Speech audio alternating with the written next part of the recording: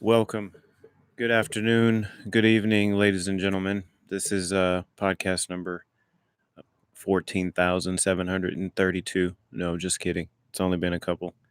I wanted to take a little bit of time to talk about what we talked about. What I brought up in the last podcast, which was let me see if I can get situated here.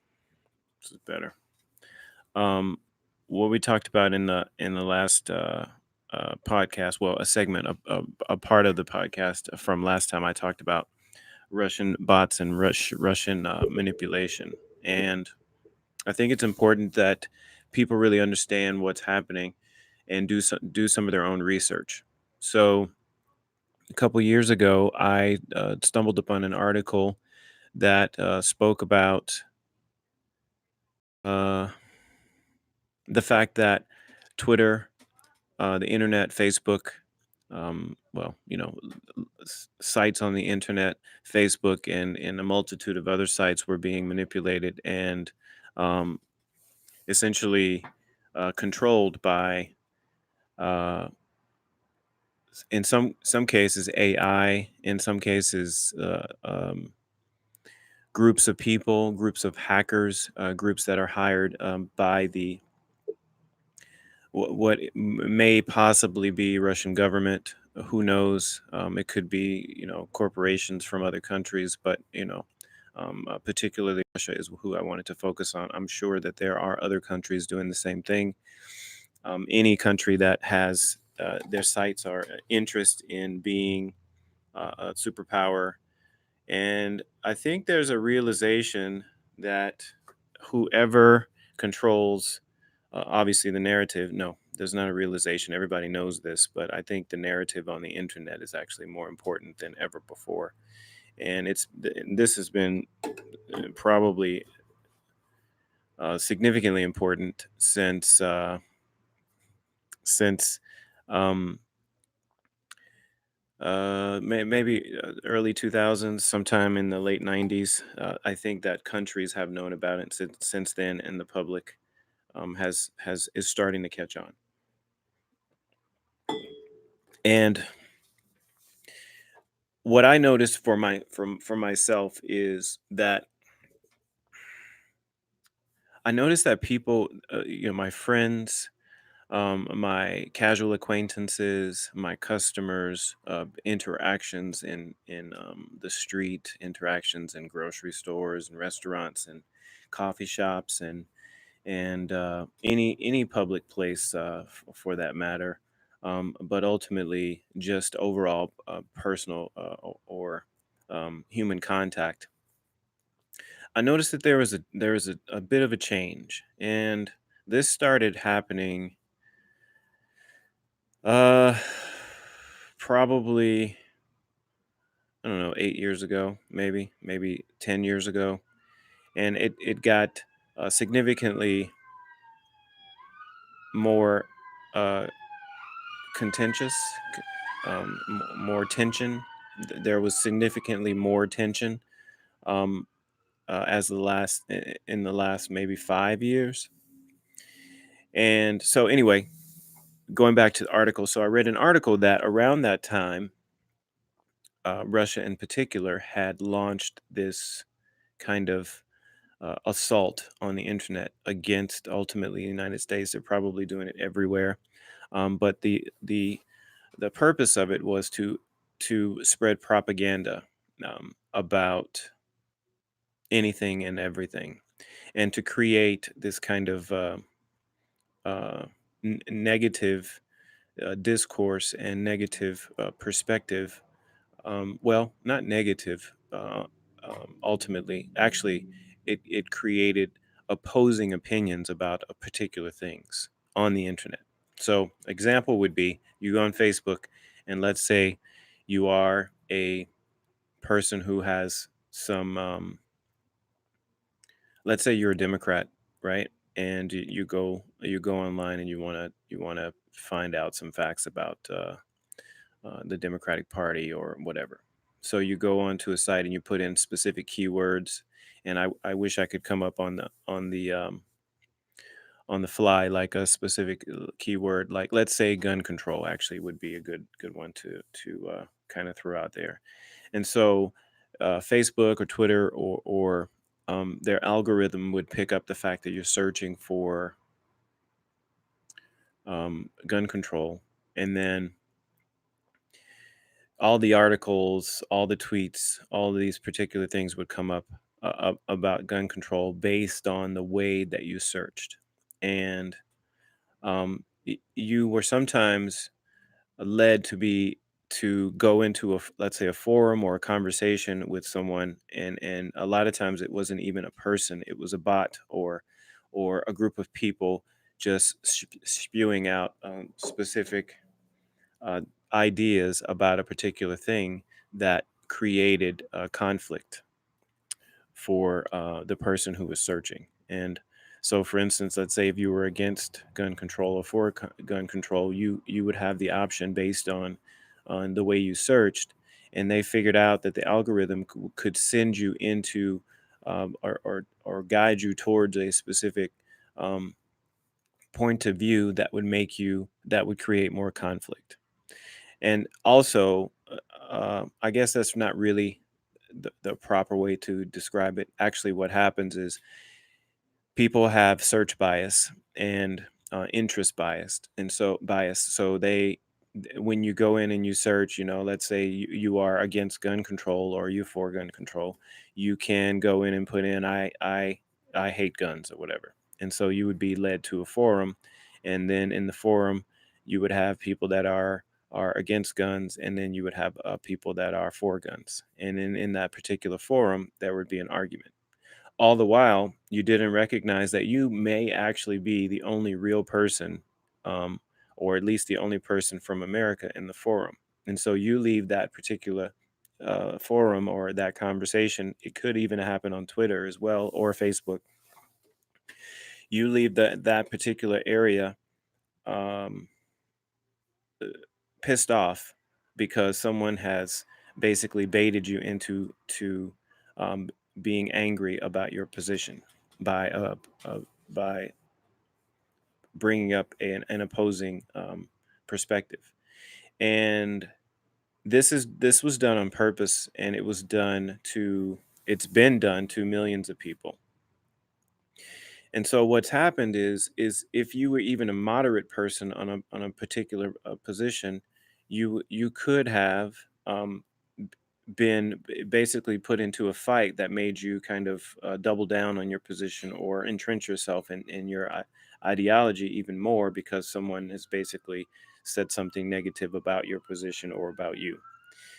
And so uh, I think what happened is people spend so much time on the internet, on their cell phones, and on social media that a lot of times they're having these conversations with people, or they're seeing these conversations take place with other people, and it's making them feel that that's how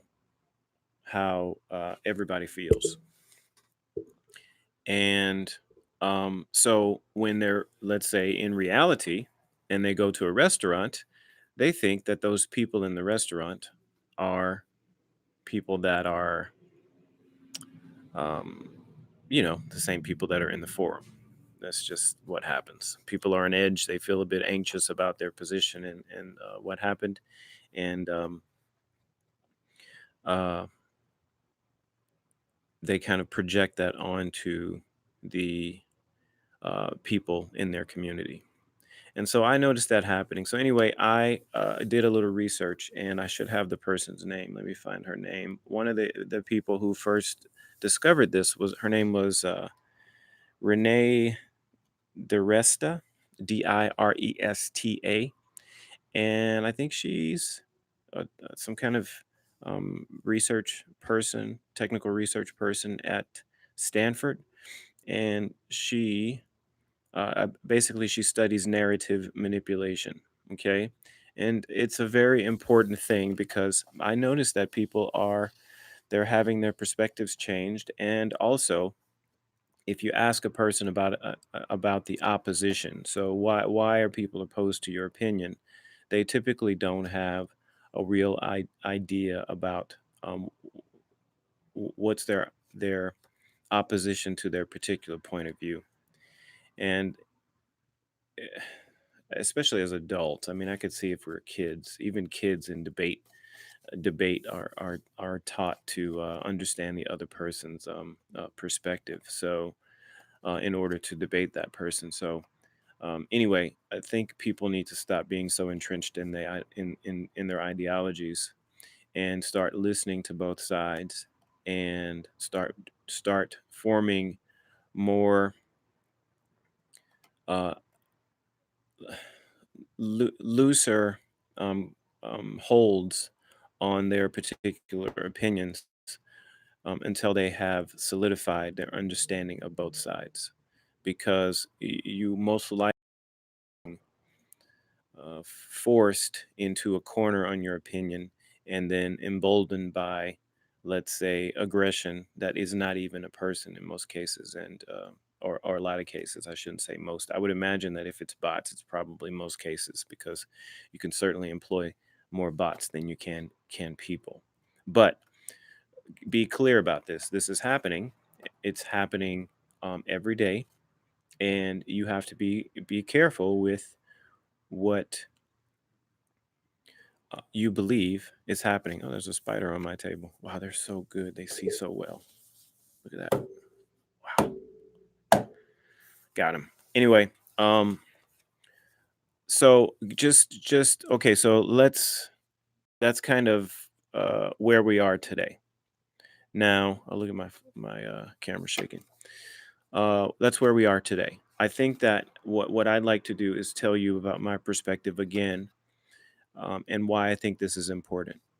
Because if everybody has a different perspective, and sometimes someone's perspective can help other people's open their eyes about what's happening because they don't have the same experience.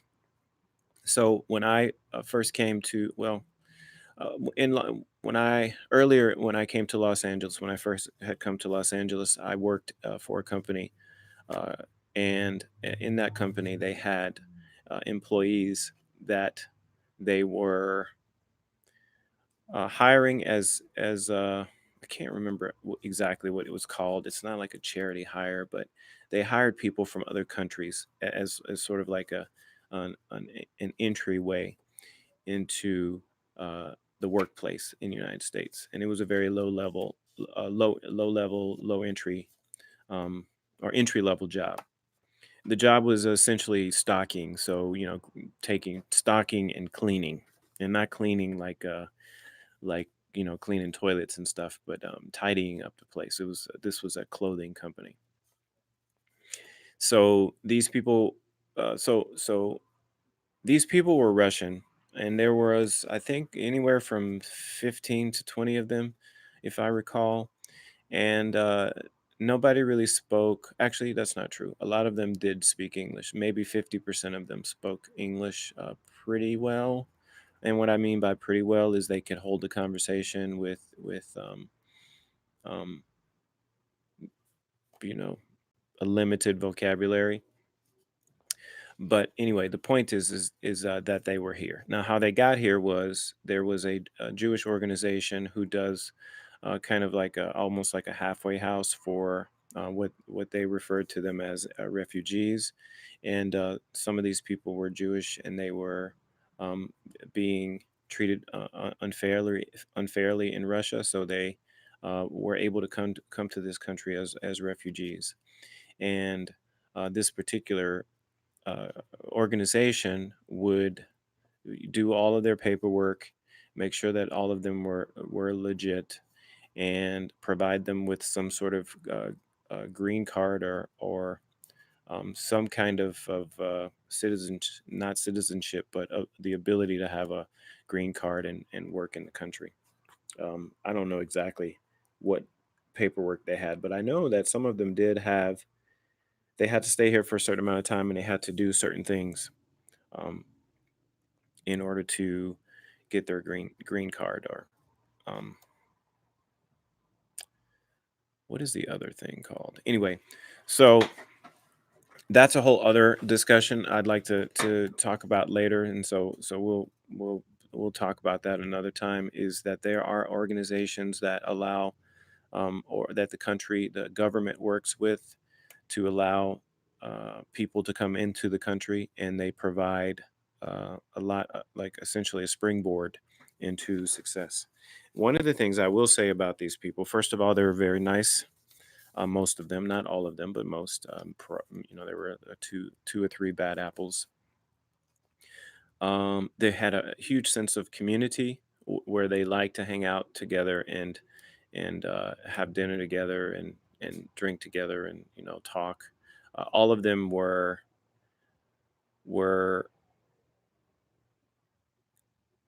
talented in some way or another. Like, for instance, a bunch of them actually were able to play musical instruments, and pretty well, like classical music.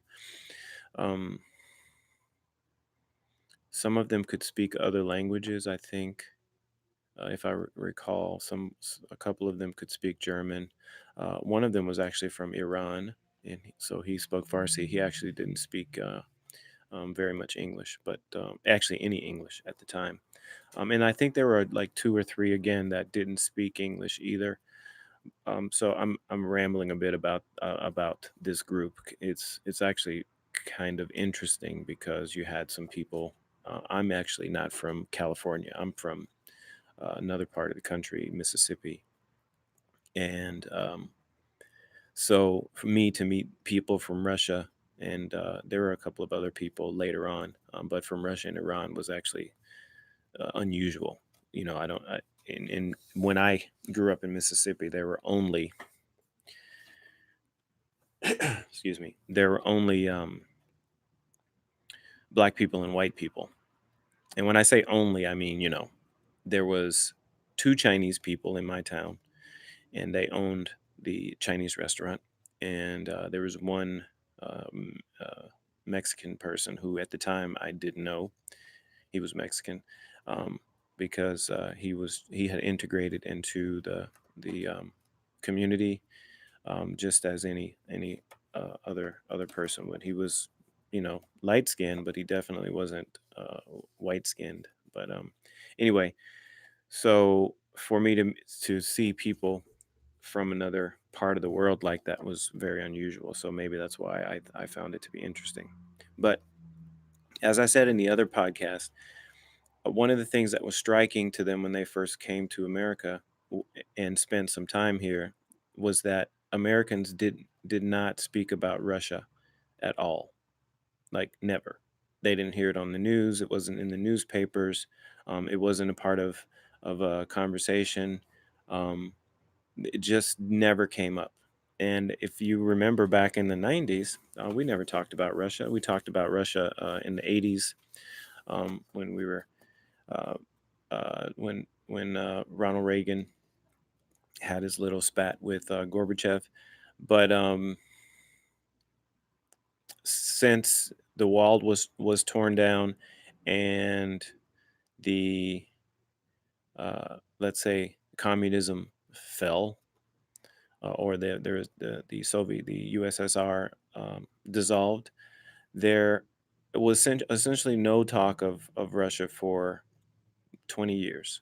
And I think, I don't remember when they started to be a part of daily conversation, but certainly 20 years there was no discussion of them. So I find it interesting that they had it probably in their, quote unquote business plan to be a part of the discussion and a part of the conversation. And the only way you can essentially be an important part of this world is if, obviously, if people talk about you, because you can mention 100 other countries that people never talk about, and they don't really mean anything to uh, the world in terms of major contribution. So Russia knew that they had to be a part of the conversation. They had to be legitimized by daily discussion, and they achieved that by um, essentially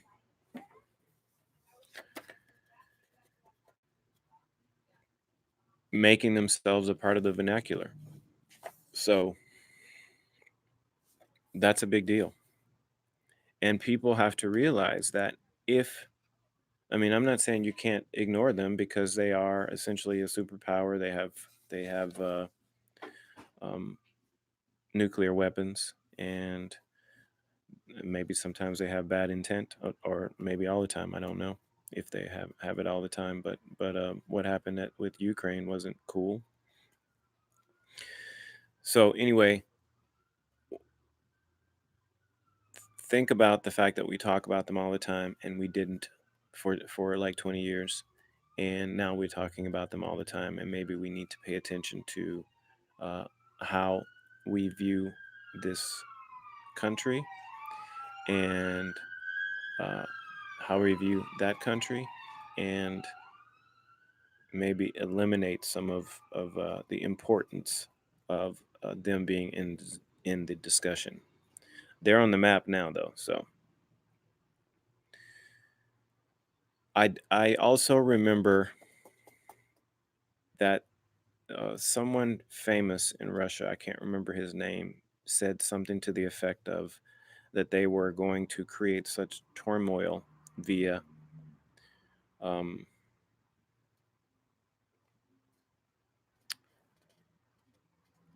some kind of propaganda that they were essentially going to be able to walk into the United States and with no guns at all and just take over the country. So let's keep that in mind because they're already working on that plan. Having everybody disagree and argue and talk about the possibility of civil war and having such rigid ideologies about this or that perspective.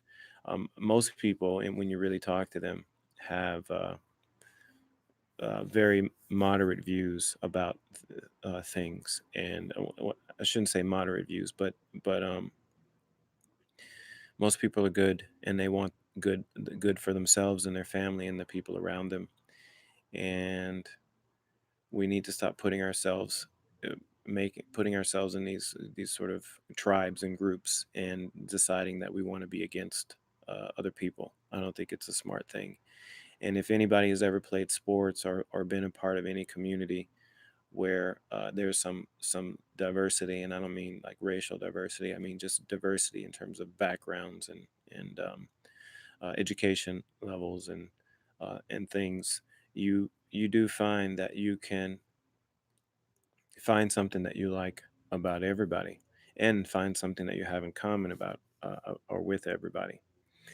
And until we decide that we're going to actually communicate with all people on all levels and actually have an interest in making sure that people have access to um, the same everybody has similar access to things based on their efforts, then I think that the country will be a better place. And it's already good. I've been other places. This is probably the best place. But we need to keep in mind that it's hard to keep things good. It's easy to make things bad, but hard to keep them good.